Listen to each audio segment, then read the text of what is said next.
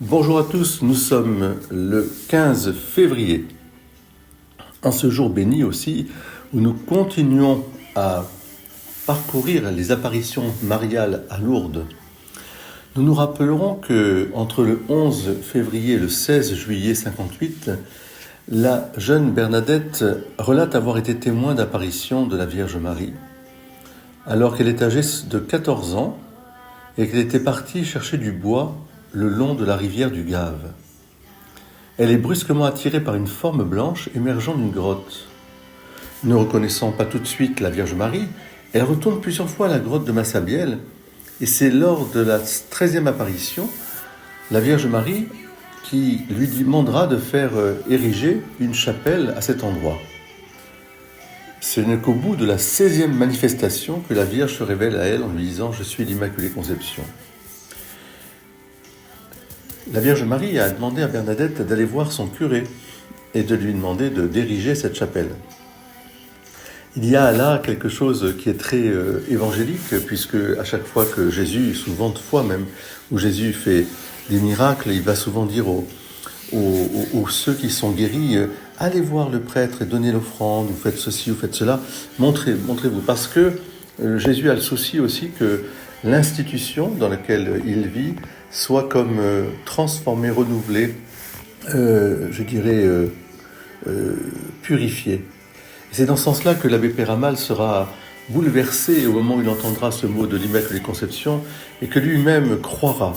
Lui qui était chargé, qui avait une autorité, il va croire à quoi ? Il va croire qu'il est possible que Dieu passe non pas en dehors, mais à travers l'institution qu'est l'Église, pour susciter dans l'Église des membres avec un charisme au service de la communauté.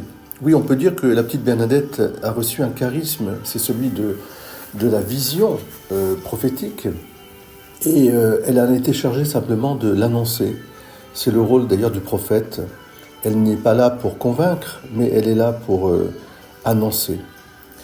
Et pour nous aussi, c'est très important que nous puissions garder les deux bouts de la chaîne, c'est-à-dire à la fois respecter l'Esprit Saint qui souffle où il veut et qui suscite dans les personnes des charismes au service de la communauté, et que ces personnes-là elles-mêmes passent par, la hiérarchie au sens non pas de juge, mais de juste, pour que les choses soient éprouvées au service de la communauté et que nous n'éteignons pas l'esprit, bien sûr.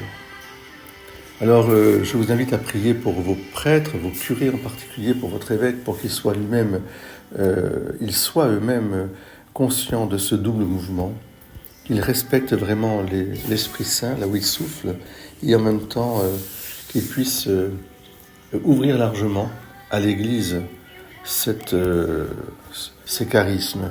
Alors en particulier, je pense à la prière, à la conversion, à la pénitence, au sacrement, mais aussi au service des plus pauvres et des malades, car Lourdes est un lieu où se complète d'une manière formidable la vie sacramentelle, la vie de prière, la vie aussi morale avec l'attention aux plus petits, aux plus pauvres, le service du plus pauvre, les bonnes œuvres.